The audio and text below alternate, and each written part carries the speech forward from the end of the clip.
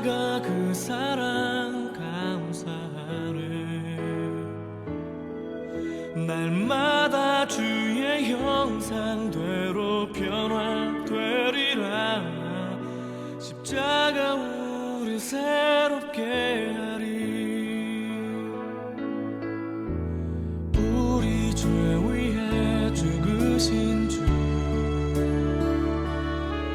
십자가 그 사랑 감사하네. 날마다 주의 형상대로 변화되리라. 십자가 우리 새롭게 하리. 놀라운 사랑 찬양하리라. 우리를 위해 생명 주셨네. 놀라운 사랑 찬양하리라. 십자가의 그 능력, 십자가의 그 능력.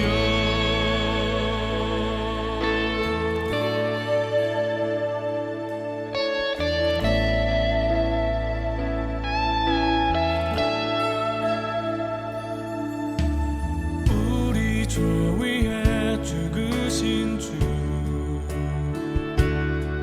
십자가 그 사랑 감사하네. 날마다 주의 형상대로 변화되리라. 십자가 우리 새롭게 하리. 놀라운 사랑 찬양하리라. 우리를 위해 생명 주셨네. 놀라운 사랑 찬양하리라. 십자가의 그 능력. 놀라운 사랑 찬양하리라. 우리를 위해 생명 주셨네.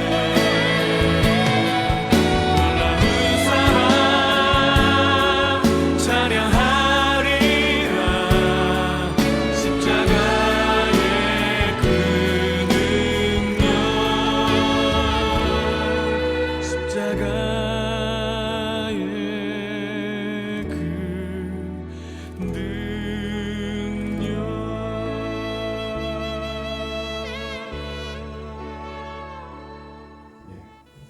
오늘 아침에 우리가 함께 나눈 말씀은 요한복음 21장 14절부터 19절까지 말씀입니다.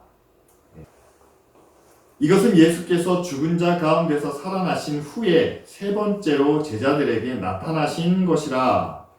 그들이 조각 먹은 후에 예수께서 시몬 베드로에게 이르시되 요한의 아들 시몬아, 내가 이 사람들보다 나를 더 사랑하냐 하시니 이르시되 주님, 그러하나이다. 내가 주님을 사랑하는 줄 주님께서 아시나이다.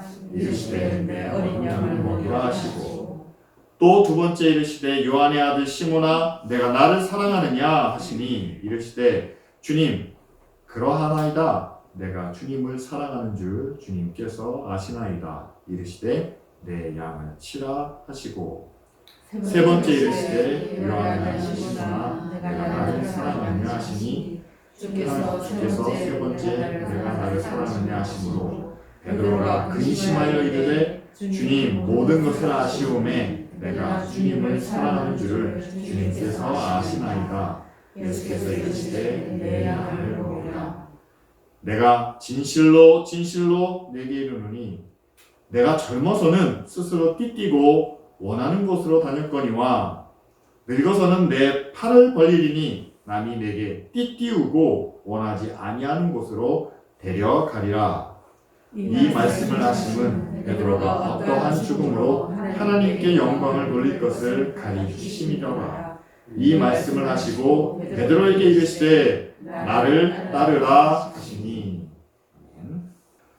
자, 오늘 말씀은 여러분들이 잘 아시는 것처럼 예수님께서 부활하신 몸을 입고 고기 잡으러 간 제자들을 찾아서 이제 갈릴리로 가십니다. 갈릴리는 제자들이 고기 잡다가 예수님께 부르심을 받은 곳이기도 하고요. 뿐만 아니라 예수님께서 제자들과 함께 가장 많은 사역을, 말씀을 가르치시고 병자들을 고치시는 그런 많은 능력을 행하신 그런 장소입니다. 그런데 그렇게 익숙한 장소에 예수님과 제자들이 다시 만났는데 이 모습이 예수님의 부활 이전과는 전혀 달랐다는 사실이죠. 자, 어떤 점에서 달랐을까요? 먼저 예수님은 부활하신 몸입니다. 그러니까 예전에 인간의 몸을 입으신 것이 아니고 부활하신 모습으로 나타나셨고요. 그리고 제자들 역시도 많이 달랐습니다. 여러분, 제자들이 어떤 모습이었습니까? 예수님께서 나는 십자가를 지러 간다라고 했을 때 제자들이 뭐라고 했습니까? 안 됩니다! 가로막았죠. 그런 일은 절대로 일어날 수가 없습니다. 아니면 다른 한 제자는 그렇게 얘기를 하죠. 그래, 우리도 예수님과 그럼 죽으러 가자. 예루살렘으로 간다는 것은 죽으러 가는 거였겠지. 우리도 같이 죽으러 가자라고 이렇게 호기롭게 약간의 허세를 부리면서 큰 소리 땅땅 치던 제자들이었는데 정작 예수님이 십자가에서 죽으셨다가 다시 부활하신 그 모습으로 오셨을 때 여러분, 오늘 우리가 읽은 말씀 앞부분에는요, 어떤 얘기가 나오냐면은 예수님께서 고기를 잡으러 떠난 그 제자의 고기를 잡지 못하자 어느 편으로 그물을 던져라. 그러니까 고기가 많이 잡힌 거예요. 그러면서 제자들이 깨달은 겁니다. 아, 저분이 우리를 부르실 때 그 예수님이 이런 일을 행하셨는데 바로 그분이 다시 오셨구나. 제자들이 다 나와왔는데 나온 제자들이 예수님 앞에 바로 그냥 당당하게 서지 못하고 저 뒤에 앉은 베드로가 고기 말이 세는 겁니다. 몇 마리나 잡았나. 그러니까 고개 숙인 모습이죠. 잡은 고기를 세기 위해서는 고개를 숙여야 되지 않습니까? 그러면서 뒤늦게 예수님 앞에 나아오는, 예수님을 부인했기 때문에 부끄러운 마음도 가졌겠지만 그러나 제자들이 변화된 모습 가운데는 그들이 이전에 알지 못했던 새로운 예수님의 모습이 있지 않았을까, 우리는 그렇게 생각할 수 있습니다. 여러분, 예수님께서 십자가를 지시기 직전까지 제자들의 모습을 여러분 기억하시죠? 어떤 복음서에는 예수님께서 마지막 유월절 식사를 준비하고 그들과 함께 식사를 하려고 하시는데 제자들이 서로 웅성웅성하면서 약간의 어떤 갈등이 있는 모습을 복음서가 기록하고 있습니다. 어떤 모습이냐면요, 자, 우리가 예루살렘으로 가는데 예수님 양 옆에 누가 있고 가장 큰 역할을 한 사람이 누구고 그래서 가장 높은 자리에 누가 오를 것이냐를 놓고 제자들은 약간의 갈등을, 논쟁을 벌이고 있었다는 사실이죠. 그런데 여러분 생각해 보십시오. 부활하신 예수 그리스도는요, 이제 그분의 능력이 얼마나 큰지를, 사망의 권세를 이기신 예수님이 어떤 분인가를 너무나 잘 알 수 있었습니다. 야, 이분이야말로 하나님의 아들, 모든 인간이 다 죽을 수밖에 없는 가운데 우리를 살려주실 수 있는 분이구나 라는 그 사실을 분명하게 알았음에도 불구하고, 그렇다면 어떻습니까? 여러분, 예수님의 권세와 능력이 이만한 분인 것을 알았다면 논란이 이제는 본격적으로 나타나야죠. 그럼 예수님 양옆에 누가 있을 것인가? 예수님이 가장 인정하시는 제자가 누군가를 놓고 싸워야 되는데 제자들의 모습은 정반대였다는 거예요. 여러분, 성경에 기록된 말씀을 한번 잘 살펴보십시오. 사도행전에서는 오순절 성령이 그들에게 임했을 때 제자들이 확 달라지는 모습을 보여주고 있지만 사실상 제자들이 변화된 것은 복음서 맨 마지막 부분에 그들이 부활하신 예수 그리스도를 만났을 때부터 그들의 변화는 시작됐다는 겁니다. 어떤 변화인가요? 예수님 앞에 허세를 부렸다든지 아니면 예수님 옆에 가까이 다가서서 예수님 제가 살아계실 때 이런 일도 했었죠? 저런 일도 했었죠? 그럼 제가 제일 큰 영광을, 제일 큰 권세를 누릴 수 있지 않을까요? 라는 질문도 하지 않았고요.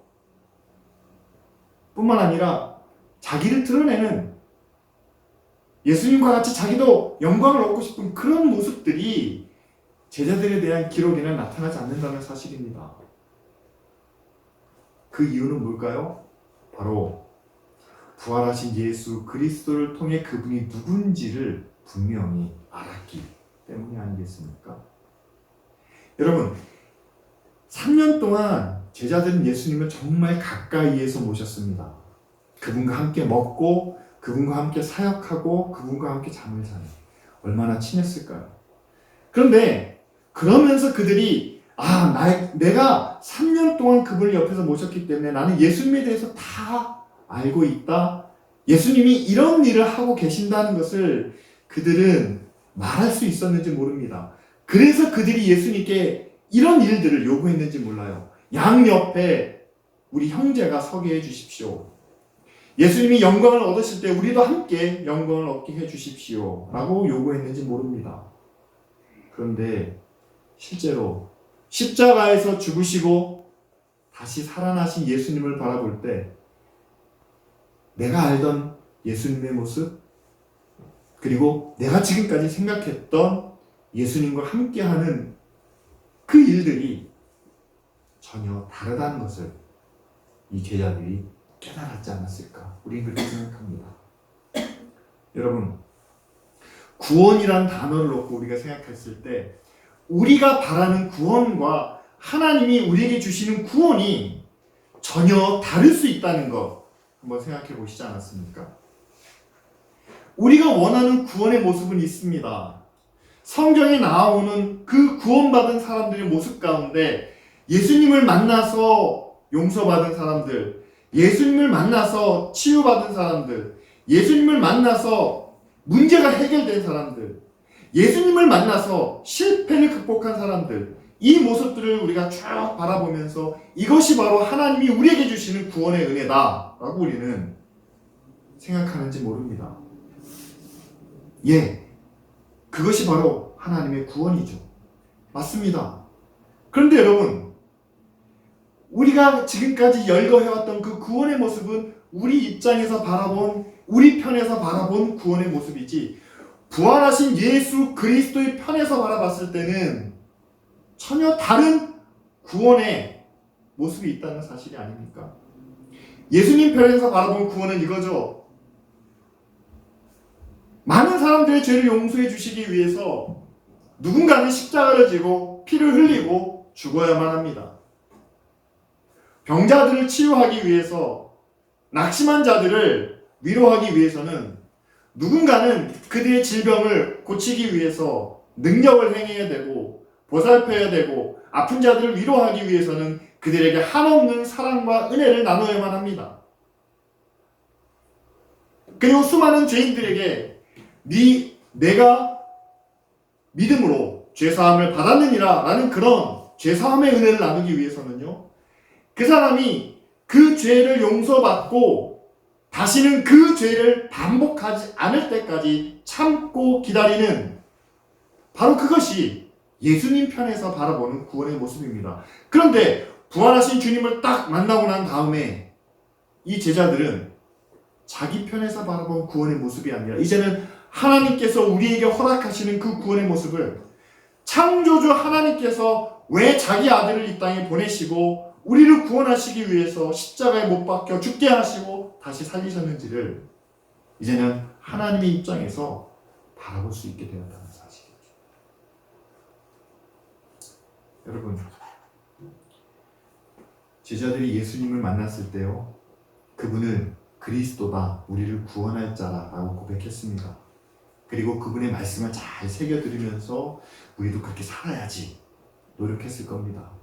그래서 예수님은 그들을 향해서 누구든지 나를 믿는 자는 죽어도 다시 살고 살아서 믿는 자는 영원히 죽지 않는다, 사망에서 생명으로 인도하는 그 구원을 그 제자들에게 주셨죠. 그런데 그 구원만으로 이들이 하나님의 자녀 또한 하나님의 복음을 전할 수 있는 자들이 되느냐? 오늘 말씀을 통해서는 한 가지 단계가 더 있다는 것을 우리에게 말씀합니다. 바로 부활하신 예수 그리스도를 만나야 한다는 사실이죠. 부활하신 주님을 봤을 때 그들이 생각했던 것은 무엇일까요? 아, 예수님이 부활하신 것처럼 우리도 부활할 날이 있다는 것.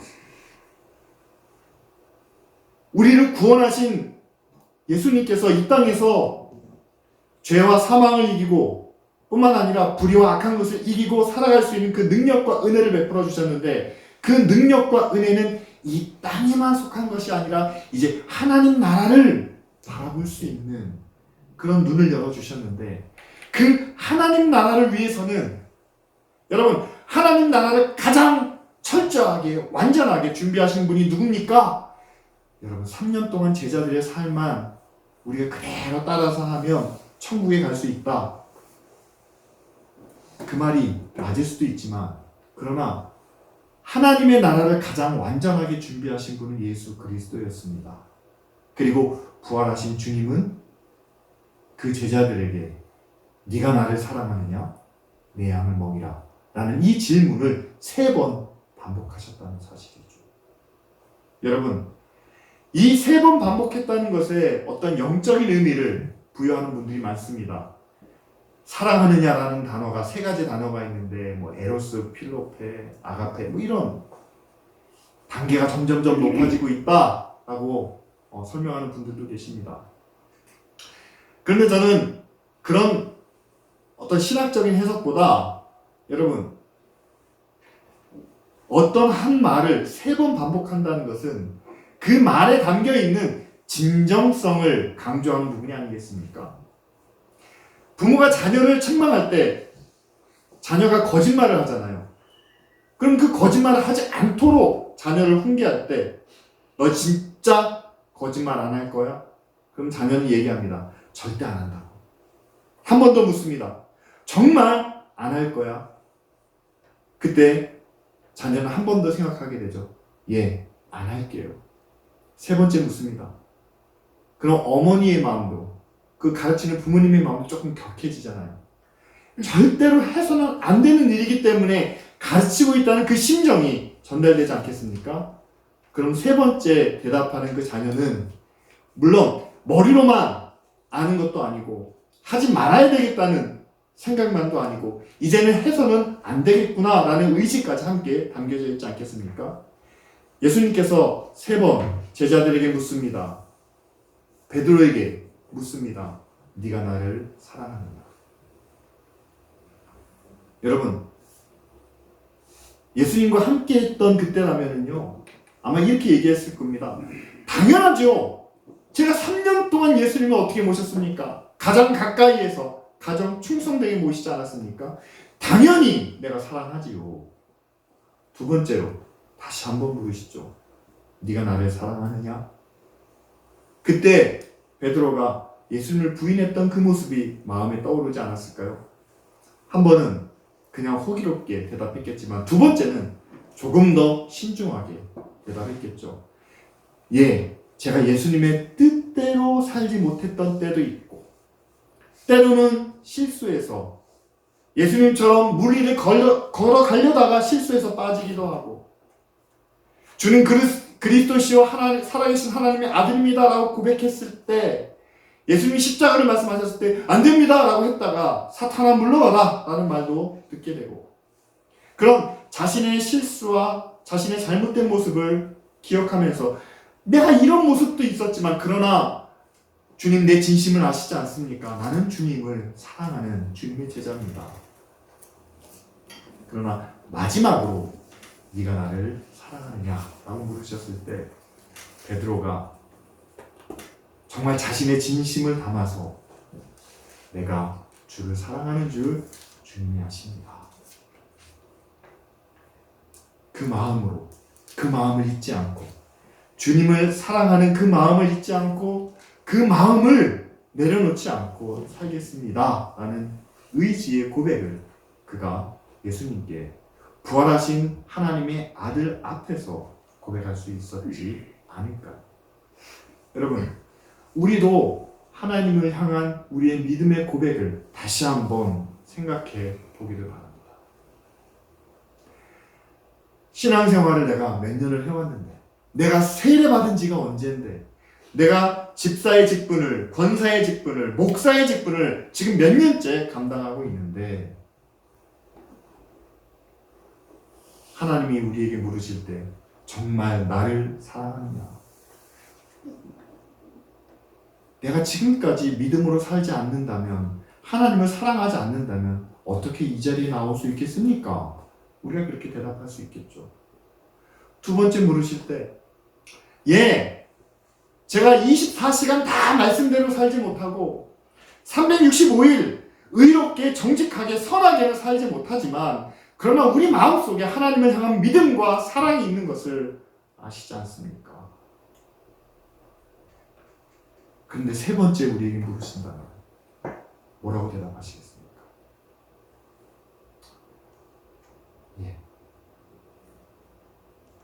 우리 믿음으로는 하나님을 온전히 사랑할 수 없다는 것을 우리가 인정할 수밖에 없겠죠. 사랑한다고 말은 해놨지만, 그러나 그 사랑의 행위를, 사랑하는 그 하나님을 향해서 우리가 드려야 될 것, 우리가 해야 될 것을 온전히 다 못하는 우리 자신의 모습을 고백할 수밖에 없겠죠. 그럼에도 불구하고 하나님을 사랑합니다. 우리의 연약한 것을, 우리의 부족한 것을 채워주옵소서 라고 고백하는 것이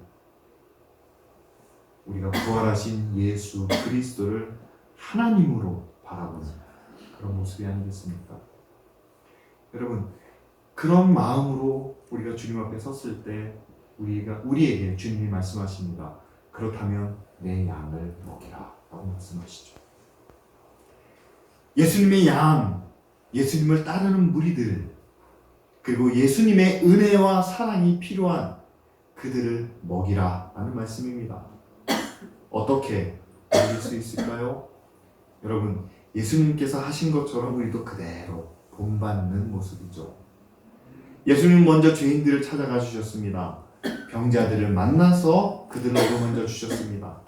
상하고 고난받는 자들에게 먼저 위로와 평안을 나누어 주셨습니다.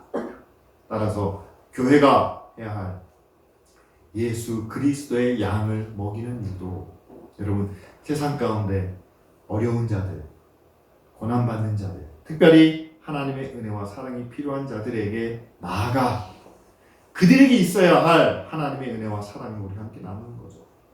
그런데 그 사명을 교회가 지금까지 잘 감당해 왔습니다.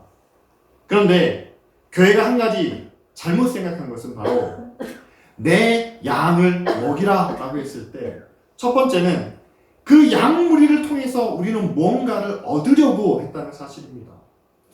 예수님께서 무리들을 향해서, 죄인들을 향해서, 병자들을 향해서 그들을 영의 양식으로 먹이고 입히실 때는요, 그들로부터 돌아오는 그 어떤 것을 본인은 바라신 적이 없다는 겁니다. 그들이 하나님께 영광 돌릴 때 그것을 예수님은 바라보셨던 거지, 그들이 예수님께 치유를 받은 다음에 저도 예수님을 따르겠습니다.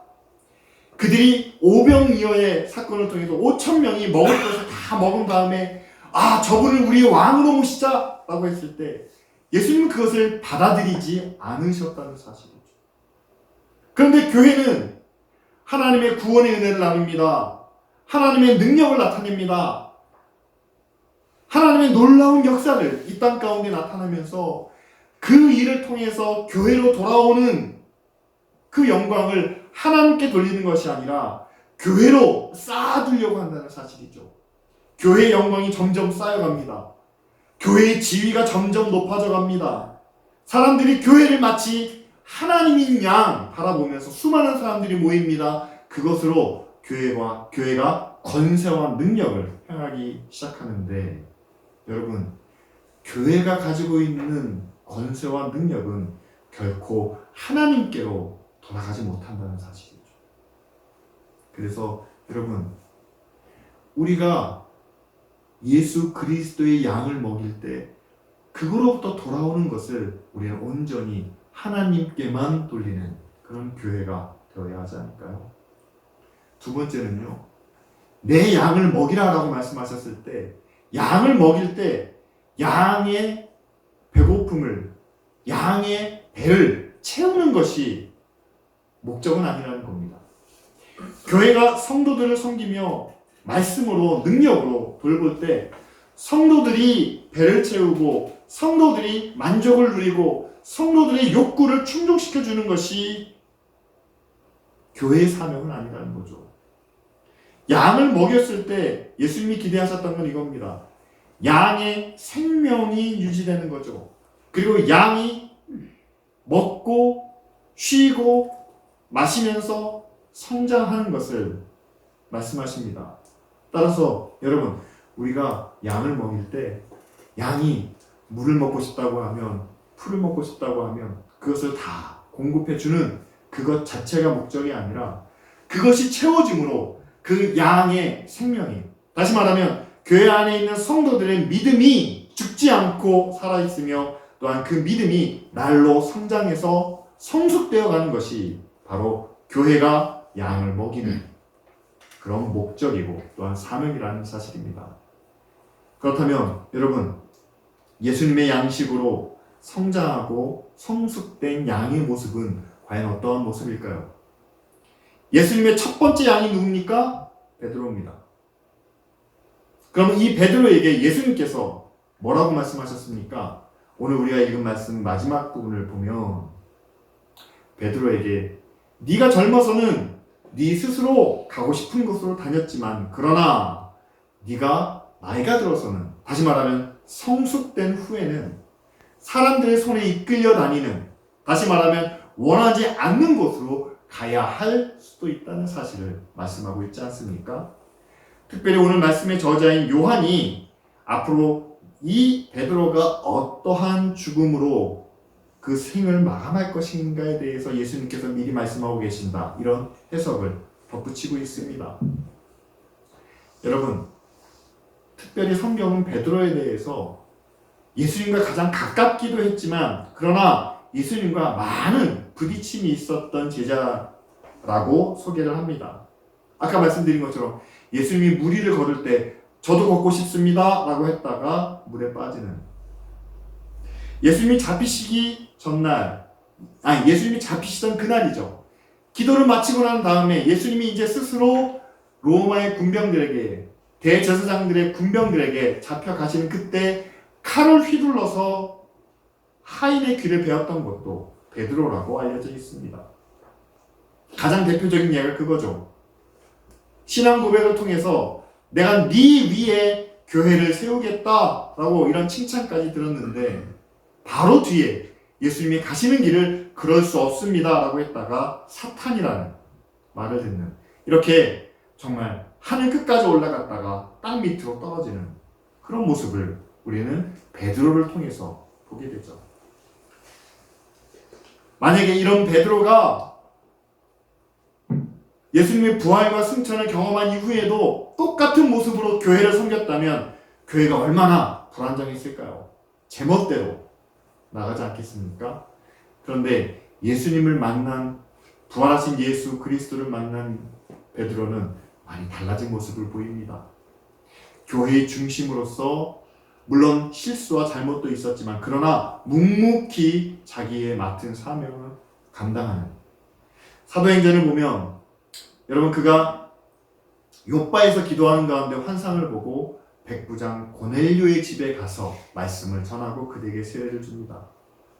그리고 안디옥 교회, 이방인들이 많이 있는 그 교회에 가서는요, 그들과 함께 식사를 하면서 교제를 나누는 그런 모습도 성경에 기록되어 있습니다. 이방인들에게 친근히 대하는 것은요, 사도 바울 같은 경우에는 자신의 믿음과 신념이 있기 때문에 가능한 일이었습니다. 하지만 베드로에게는 유대인으로서 하나님의 백성이라는 특권을 양보해야만, 포기해야만 가능했던 일이죠. 그런데 베드로는 주님이 환상을 통해서 말씀하셨을 때, 그리고 주님의 구원이 이루어지는 그 교회를 찾아서 그 일을 묵묵히 감당했다는 것을 우리는 말씀을 통해서 보게 되죠. 오늘 말씀 마지막 부분에서도 예수님이 베드로에게 마지막으로 주신 말씀이 이겁니다. 너는 나를 따르라 라는 말씀이죠. 이 말씀은 예수님의 첫 번째 양인 베드로에게 주신 말씀뿐만 아니라 베드로가 양육한 양들이 또한 그 양들이 다시 성장하고 성숙해서 양육한 그 양들이 지금에 이르기까지 교회를 통해서 내려오는 예수님의 부르심과 또한 예수님의 명령의 말씀으로 우리가 받아들여야 될 줄로 믿습니다. 오늘 말씀을 우리가 함께 정리하면서 여러분 이거 한 가지만 꼭 기억하시기를 바랍니다. 제자들이 예수님의 부름을 받고 예수님의 말씀을 구원의 복음을 믿고 따랐습니다. 그러나 구원의 복음을 믿고 따랐음에도 불구하고 그들은 예수님을 여전히 힘과 능력과 권세를 가진 분으로만 여겼을 때는 예수님의 구원을 온전히 깨닫지 못했다는 사실이죠. 그러나 부활하신 예수 그리스도를 만난 이 제자들은 자신들이 예수님께 구해야 할 것이 더 이상 이 땅의 권세나 능력이나 이 땅에서 얻을 은혜와 축복이 아니라는 것을 깨달았습니다. 바로 우리의 죄를, 우리의 구원을 다 이루시기 위해서 십자가에 죽으신 그분 앞에서 우리가 구할 것은 이제 나를 사랑하느냐라는 그 질문 앞에 우리도 예, 사랑합니다 라고 고백할 수 있는 그런 믿음과 그런 삶을 살아갈 수 있는 그런 의지를 우리 함께 구해야 한다는 것을 변화된 제자들의 모습을 통해서 우리는 알 수 있습니다.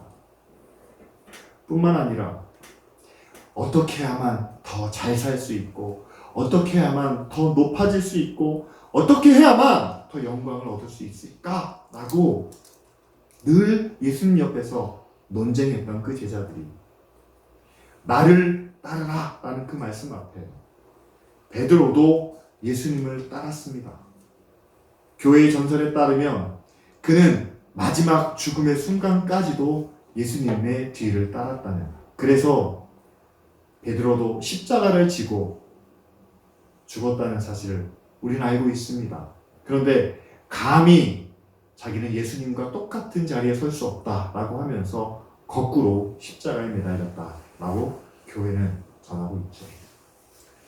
우리는 어떻게 예수 그리스도를 따라야 할까요?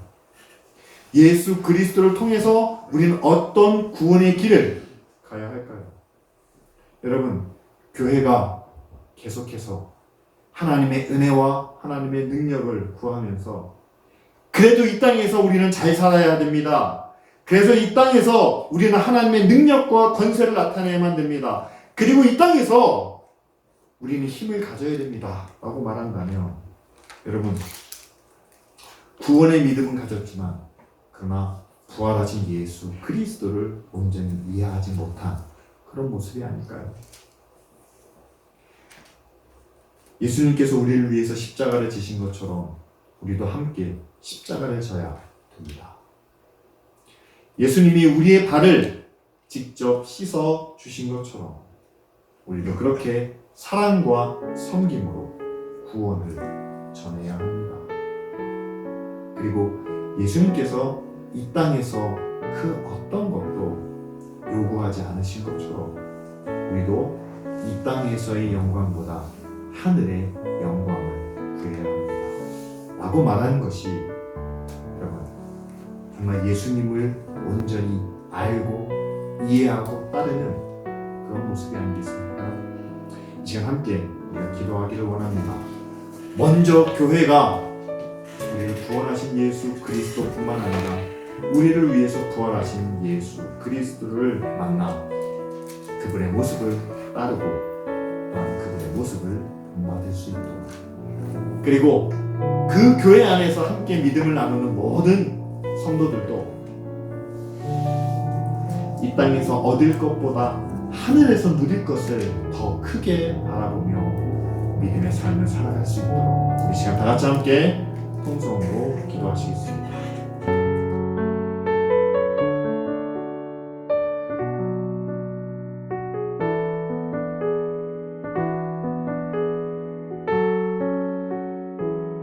우리의 모든 죄와 우리의 아픔과 질병과 세상의 모든 문제까지 다스리시고 또한 주관하시는 하나님께 우리의 믿음을 고백하며 나아갑니다. 하나님, 우리를 구원하여 주시옵소서. 이 어두움에서, 이 아픔과 죄악 가운데서, 그리고 이 많은 고난과 시련으로부터 우리를 구원하시고 인도하여 주시옵소서. 그러나 우리의 구원이 이 땅에만 머물지 않게 하시고 이제 예수 그리스도의 부활을 맛본 이 제자들처럼 이제는 주님과 함께 십자가를 지며 이제는 주님과 함께 저 하나님의 나라를 바라며 주님과 함께 고난도 감당할 수 있는 그런 믿음의 자녀가 되게 하여 주시옵소서. 주님이 시작하신 그 일을 이제는 교회가 사랑하는 성도들과 함께 감당할 수 있기를 원합니다. 하나님이 사랑이 필요한 곳에, 은혜가 있어야 될 곳에 나아가게 하시고 뿐만 아니라 우리에게 주신 것으로 아낌없이 나눌 수 있는 그들과 함께 은혜와 능력을 경험할 수 있는 교회가 되게 하여 주시옵소서. 특별히 기쁜 우리 교회가 선교사님들을 후원하고 있습니다. 또한 탄자니아에 계시는 우리 김보교 선교사님을 통해서 그곳에 신학교를 세우는 일을 위하여 우리가 함께 기도하며 나아갑니다. 주여, 우리의 기도를 들으시고 하나님 그곳에 풍성한 능력을, 은혜를 베푸시며 또한 그곳에서도 하나님의 놀라운 구원의 역사가 나타나게 하여 주시옵소서. 예수 그리스도의 이름으로 기도합니다.